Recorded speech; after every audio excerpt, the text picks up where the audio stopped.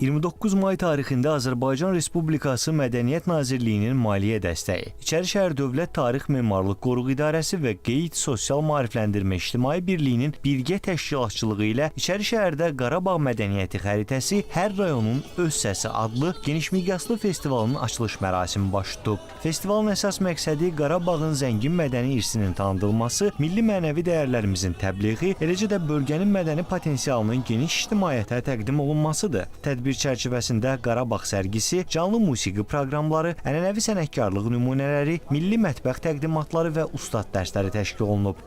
Festival 2 gün davam edəcəkdir. 29 və 30 may tarixlərində həmin festival çərçivəsində geniş konsert proqramı təşkil olunmuşdur. Ustad dərsləri, gənclər üçün maarifləndirici dərslər olacaq, rəsm sərgisi və Qarabağımızın mətbəxinin tanıtım mərasimi olacaqdır. Və qarşıda da gərgin gördüyünüz kimi Qarabağ atı hazırlanıb, həmin atın üzərində Cəbrayıl və Şuşa xalçalarının naxışları ilə bəzədilmişdir. Orada hər şəhərin, hər kəndin özünün koloriti var, öz mədəniyyəti var, öz mətbəxti var.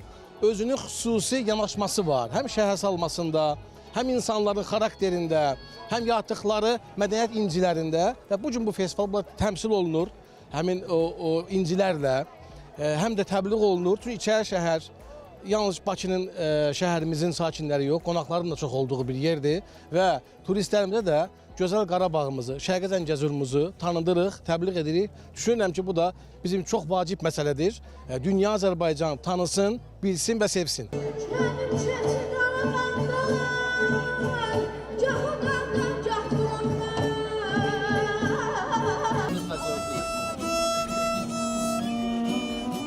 Biz xalçalı parçadan olan geyimlər hazırlayırıq.